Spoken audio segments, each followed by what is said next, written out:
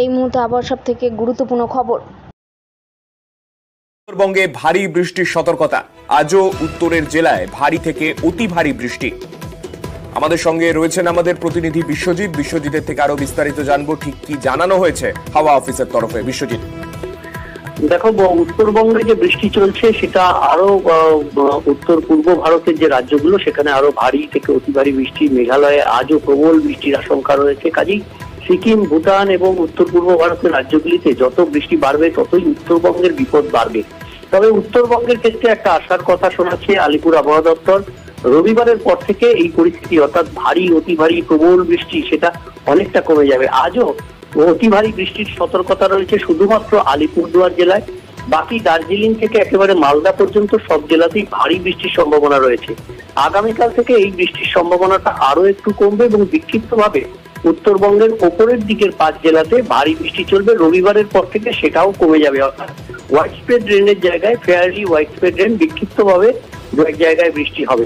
তবে দক্ষিণবঙ্গের ক্ষেত্রে আজ এবং আগামীকাল এই দুদিন বৃষ্টির সম্ভাবনা কিছুটা বেশি থাকবে, কারণ এই মুহূর্তে মৌসুমী অক্ষরেখা, যে সক্রিয় মৌসুমী অক্ষরেখা, সেটি ওড়িশার দিকে সরে গিয়েছিল, সেটি আবার বাংলার দিকে ফিরে এসছে এবং দীঘার উপর দিয়ে এই মুহূর্তে অবস্থান রয়েছে। এটি ক্রমশ সরে আসবে কলকাতা সহ এই দক্ষিণবঙ্গের উপকূলের জেলাগুলির দিকে সরে আসবে। আর তার ফলে এই যে বৃষ্টি, রিমঝিম বৃষ্টি, সেটা থাকবে। তবে ভারী বৃষ্টির সম্ভাবনা দক্ষিণবঙ্গে নেই, এমনটাই জানাচ্ছে আলিপুর আবহাওয়া দপ্তর। সানি, ধন্যবাদ।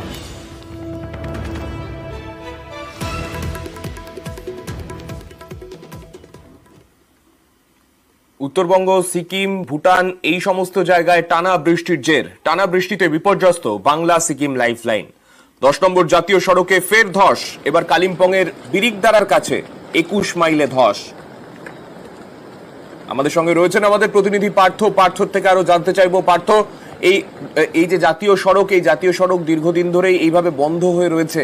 এই জায়গায় রিস্টোরেশনের কাজ যখন একদিকে চলছে, সেই তার পাশাপাশি আবার নতুন করে এই ধসের ছবিও দেখা যাচ্ছে। কি পরিস্থিতি বর্তমানে? দেখো, আরো কিন্তু দুশ্চিন্তা বাড়ালো জেলা প্রশাসনের কর্তাদের, কেননা এই যে 10 নম্বর জাতীয় সড়ক দীর্ঘদিন ধরে বন্ধ, শিল্পীদারা জাতীয় সড়কের বড় অংশ তিস্তা গর্ভে চলে গেছে। পাহাড় কেটে সেখানে রাস্তা সম্প্রসারণের কাজ শুরু হয়েছে, কিন্তু বারবার বৃষ্টিতে সেখানে বাধাপ্রাপ্ত হচ্ছে। আবারও দুশ্চিন্তা বাড়ালো এই 21 মাইলে নতুন করে ধস, কিন্তু জাতীয় সড়কের বড় অংশ তিস্তা গর্ভে চলে গেছে। রাতভর অবিরাম বৃষ্টি চলছে, একদিকে কালিম্পং, অন্যদিকে সিকিম পাহাড়ে। তার জেরে নতুন করে ধস 21 মাইলে, অর্থাৎ যে একই তো ধসে 10 নম্বর জাতীয় সড়ক, সঙ্গে এই 21 মাইলের বিরুদ্ধার কাছে 21 মাইলের ধস আবারও কিন্তু দুশ্চিন্তা বাড়ালো প্রশাসনকে। এবং যেভাবে বৃষ্টি চলছে, আগামী রবিবার পর্যন্ত ভারী বৃষ্টি পূর্বাভাস রয়েছে উত্তরবঙ্গে, তাই ভাবে দুর্ভোগ দুশ্চিন্তায় রয়েছে তিস্তাপাড়ের বাসিন্দারাও। এবং আজ জানিয়ে রাখি যে কালিম্পং এবং দার্জিলিং এর সংযোগকারী যে তিস্তা বাজার কৃষক, সেই রাস্তাও কিন্তু বন্ধ হয়ে গেছে। আবার তিস্তার জল হয়েছে তিস্তা বাজার, সব মিলিয়ে টানা কিন্তু বিপর্যস্ত গোটা পাহাড়। বেশ, ধন্যবাদ পার্থ।